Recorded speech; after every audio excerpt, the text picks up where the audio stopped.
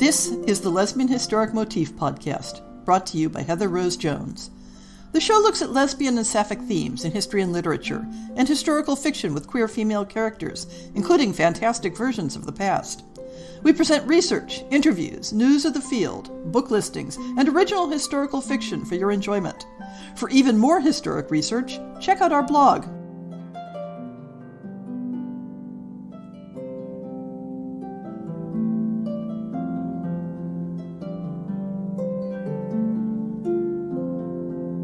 Welcome to On the Shelf for November 2023.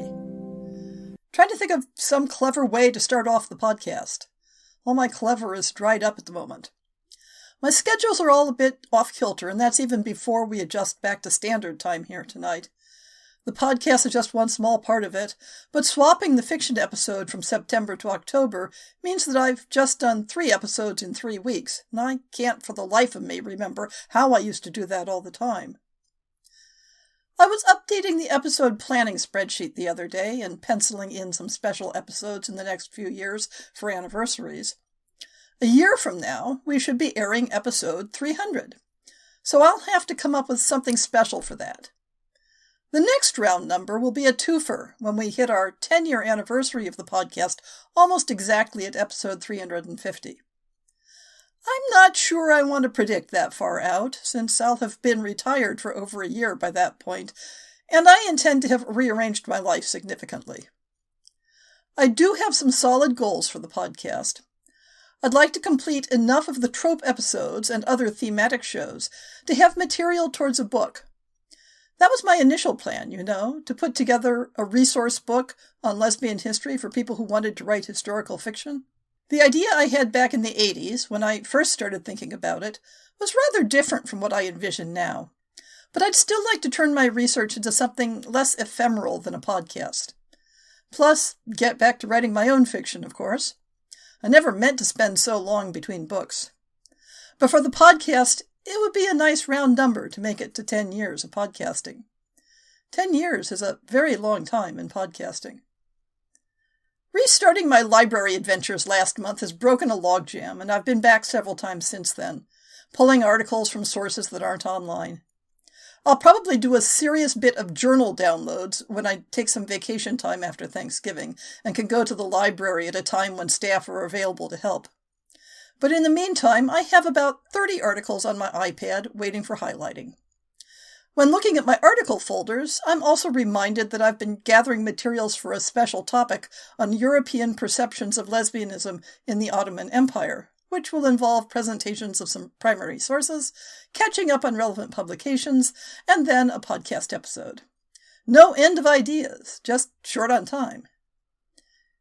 In the past month, the blog finished up the relevant articles in The Cambridge History of Gay and Lesbian Literature. Specifically, the chapters on same-sex friendship in the 19th century, African-American writing, and the Decadent era, but skipping over the purely 20th century chapters. I also blogged an article, The Female Rake, Gender, Libertinism, and the Enlightenment, by Kathleen Wilson, as background for the Tropes episode on rakes, although the article wasn't as pertinent to the podcast as I hoped. Several books that I'd ordered came in this month. You may remember that back in July I mentioned a LibriVox audio collection of early queer-themed short fiction. Most of the sapphic stories included in it can be found in the collection Two Friends and Other 19th Century Lesbian Stories by American Women Writers, edited by Susan Koppelman. When shopping for something else, that book popped up, and I realized I didn't actually own a copy. Well, now I do. On that same shopping kick, when I was plugging in titles of books on my want list to see if I could find used copies, I ordered a copy of Margaret Goldsmith's Christina of Sweden, a Psychological Biography. Now, this book was published in 1935, and the citation and attribution standards are not what I'd prefer. But it was cited elsewhere as including a number of anecdotes about Queen Christina's sapphic hijinks in Paris, after her abdication from the throne of Sweden, and it was cheap enough to be worth an impulse. The article on African-American writing in the Cambridge History pointed me to Farah Jasmine Griffin's Beloved Sisters and Loving Friends, Letters from Rebecca Primus of Royal Oak, Maryland, and Addie Brown of Hartford, Connecticut, 1854 to 1868. You may recall that one of the first episodes of this podcast was about Rebecca Primus and Addie Brown, but at the time I was basing it on a journal article. I didn't know that there was a whole book about the couple. Well, now I own it. The last two books aren't relevant to the project, but I always like to toss in the rest of my shopping so you can get a broader picture of my life.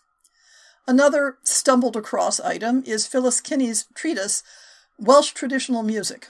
Welsh history is one of my other loves besides queer history, and someday I plan to merge the two in my fiction.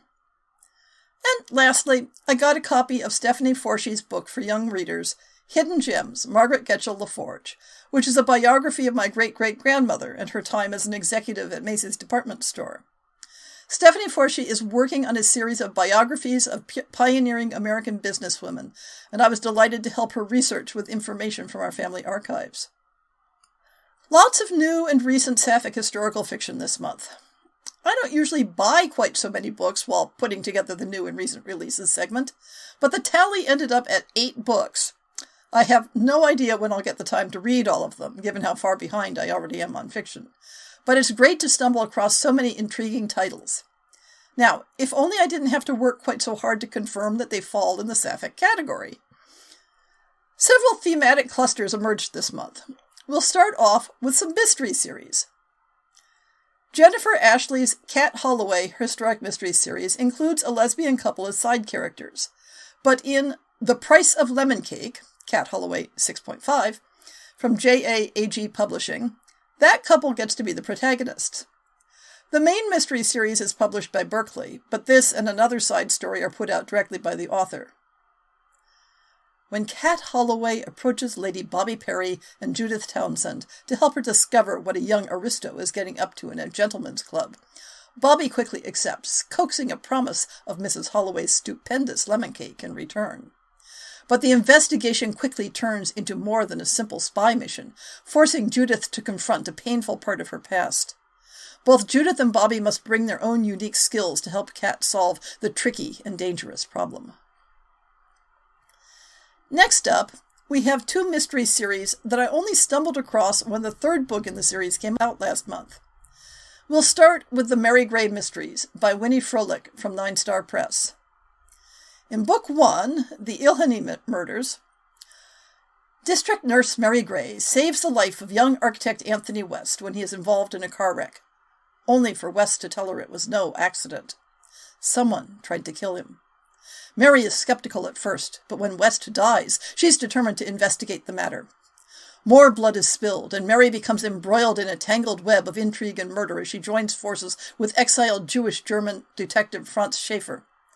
And on top of everything else, Mary finds herself dangerously attracted to Anthony's beautiful and unattainable sister, Harriet. The hopes that cover copy raises for our protagonist are confirmed in the 2nd volume, Death at Bayard Lodge. When District Nurse Mary Gray and her lover Harriet accept an invitation to visit the latter's godmother in the beautiful Lake District, they're hoping for a relaxing outing. But from the very start, they find themselves pulled into a web of intrigue, resentments, deceit, and violent passions. Young newlywed Rachel Flory is found on the lawn with her skull smashed in, and there's no shortage of suspects. From the girl whose fiancé Rachel stole, to a sinister vagrant, to Rachel's own mystery lover. Mary calls on her old friend and partner, private detective Franz Schaeffer, to come down to Bayard Lodge and help solve the case. But as they unearth buried secrets and hidden agendas, they themselves are at risk. Since the first time this series turned up in my search was Volume 3, you may see from the cover copy for A Swing of the Axe that I wasn't at all sure why my keywords had turned it up. When Mary Gray learns that her old colleague from nursing school has been viciously killed, she and private detective Franz Schaeffer immediately rush up north. They soon discover that before she died, the nurse in question had written to Scotland Yard, alerting them to a suspected crime. In a village full of secrets, which one was worth killing for? The next series also had me searching out reviews to see if the somewhat coy description carried through in content.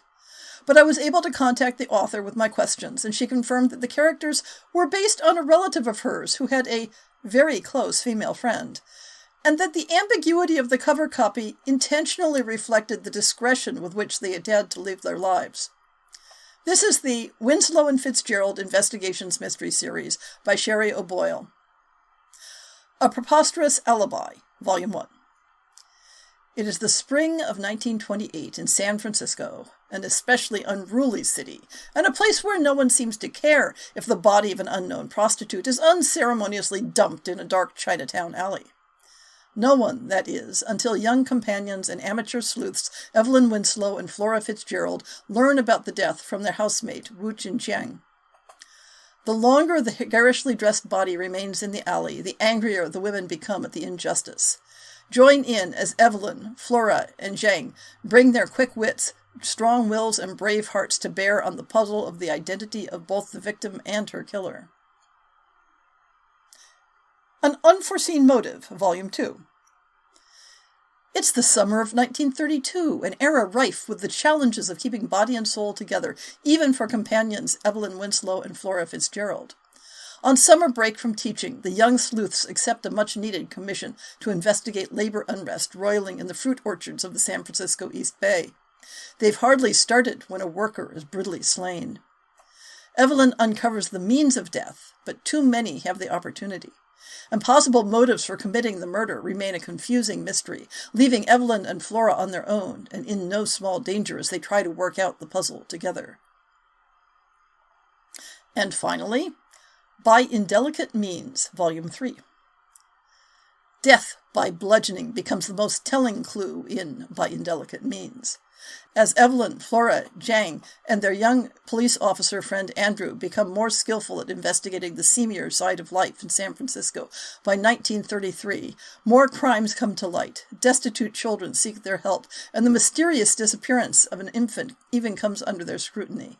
Finding the common thread challenges their fearless and adventurous natures and sends them into deeper dangers. Then the first body is found.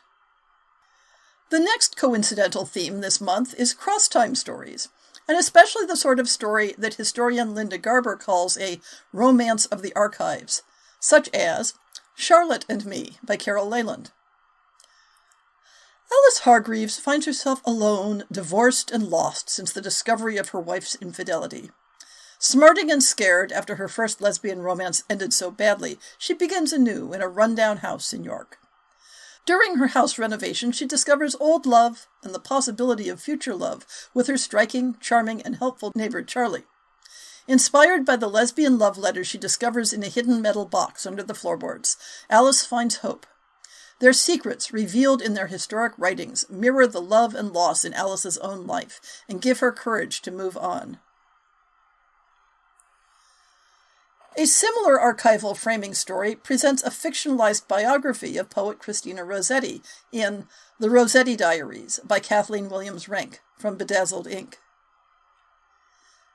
Historian Maggie Weingarten decides she needs to spend some time away from her partner Bethany, who is upset over Maggie's desire to be a painter.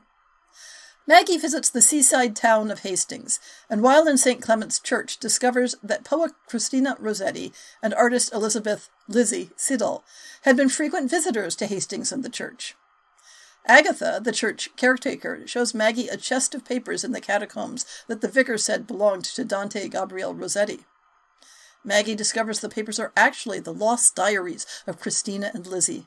She learns that Christina's and Lizzie's lives are intertwined beyond being sisters-in-law, and that they become intimate friends and establish a community of women artists and poets, a pre-Raphaelite sisterhood in Lizzie's ancestral home, Hope Hall.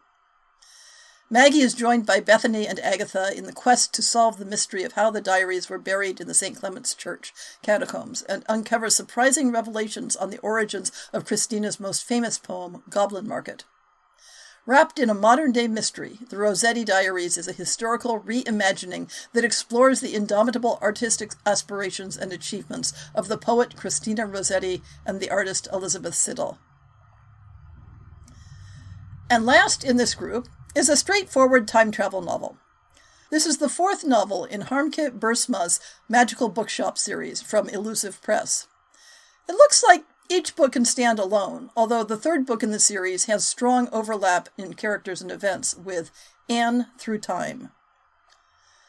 After the sudden passing of her father, Anne Blakely discovers that her family is on the verge of financial ruin. Though Anne dreams of a different future, she is determined to marry for her family's sake.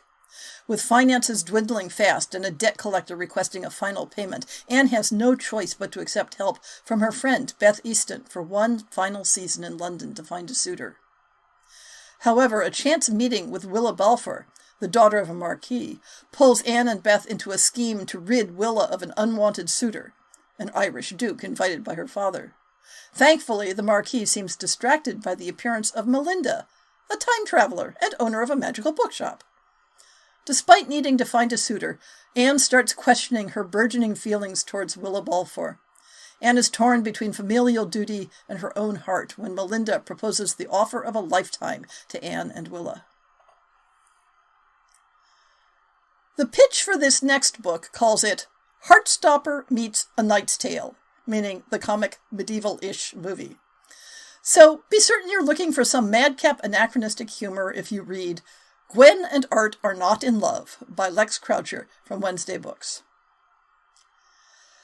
It's been hundreds of years since King Arthur's reign. His descendant, Arthur, a future lord and general gadabout, has been betrothed to Gwendolen, the quick-witted, short-tempered Princess of England, since birth. The only thing they can agree on is that they despise each other. They're forced to spend the summer together at Camelot in the run-up to their nuptials, and within 24 hours, Gwen has discovered Arthur kissing a boy, and Arthur has gone digging for Gwen's childhood diary and found confessions about her crush on the kingdom's only lady knight, Bridget Leclerc. Realizing that they might make better allies than enemies, they make a reluctant pact to cover for each other, and as things heat up at the annual royal tournament, Gwen is swept off her feet by her knight, and Arthur takes an interest in Gwen's royal brother. Gwen and Art Are Not in Love is chock full of sword fighting, found family, and romantic shenanigans destined to make readers fall in love. Another accidental theme this month is fictionalized biographies. We previously mentioned Christina Rossetti, and now we get a 19th century civic leader in Richmond, Virginia, in Mary's Grace by John Musgrove from Quarter Mile Press. The cover copy is rather scanty, but check on the Wikipedia article for the subject, Grace Arentz, and the linked article on her uncle, Louis Ginter, who is the subject of another fictional biography by John Musgrove, and you can see why these subjects are so intriguing for a queer author. Grace Arentz, the niece of Louis Ginter, built a new life in the 20th century based on philanthropy, community involvement, and the help of her closest friend, Mary Garland Smith. The two women transformed the educational landscape of Richmond and found love in the process. Despite the title, this next book doesn't seem like a light-hearted holiday-themed romance. My Christmas Gift to You, Forbidden Love, by Julia C. Oliver. It's time to stop living a lie. For years, Lady Dinah London has secretly loved the same woman, her best friend, Chris Rochosh, now Baroness Peterson. But 5 years ago, they were mere green girls, and Dinah was too scared to risk losing Chris's friendship if she told her how she felt. But when Dinah's parents found out about her preference for women, her insanely controlling mother arranges a marriage to squelch any disparaging rumors that would hurt the family name. Dinah, however, has no intention of, or interest in, men, and escapes to China, where she invents a faux husband and makes a large fortune shipping rare artifacts around the world. She has everything a woman could want, except love. It's time to admit the truth. Lady Chris's life took a much different path. Depressed by the loss of her best friend, and admittedly as curious about men as she was about women, she agreed to an arranged marriage to a much older man. He was kind, something she'd never known from her selfish parents, showing her a world of finer things. But too soon a fatal illness took him, leaving her with a newborn daughter and an inheritance her parents would do anything to attain, even kidnapping or murder. They put in motion a plan to force her to marry her own cousin, then have her declared insane so the three can split her money. With her daughter literally held as a hostage to make her go through with the marriage, Chris writes to her old friend for help. Time is running out. Dinah immediately books passage for home, and with her money and connections she knows she can save Chris, whether her friend returns her love or not. But greed knows no boundaries, and when Chris and her child are abducted, Dinah must save the woman she wants to spend the rest of her life with, if she's not too late. I have one book in the Other Books of Interest category this month. Like many stories set in the American Civil War, this one involves crossing gender, and without clear indications of how the character understands herself, I don't want to apply a sapphic label on my own. The book is The Grass Widow by D.A. Chadwick. In 1861, Bethel Irwin joins the Confederate Army as Private Tandy Scott to escape the dreary life of a woman in the hills. She signs up for the 2nd Tennessee Infantry along with her younger brother and cousin. Bethel's medical skills earn her a promotion to assistant surgeon when she later deserts the CSA to join the Union Army. After the bloody Battle of Shiloh, Bethel and her brother George come to the aid of a young widow in Corinth, and their lives are changed forever. So what am I reading? The only novel I actually completed is the audiobook of Anne Lecky's science fiction novel, Translation State. This is set in her Imperial Roch universe and has a very twisty, nonlinear plot with a solidly upbeat, found family type ending. Just my cup of tea. But I'll note that if you had trouble getting into her ancillary trilogy, this is more of the same. The main reason I haven't finished anything else is because I then started the audiobook of Nicola Griffith's Meanwood, the sequel to Hild. Clocking in at nearly 29 hours listening time, it'll be a while before I give a report on it. Usually I'd try to have an interview with the author of last episode's story in this show, but things didn't sort themselves out in time, so we're aiming to have that interview with Bea Plattick next month. And don't forget, we'll be opening for submissions for next year's fiction series in January. Check the website for details and tell all your friends.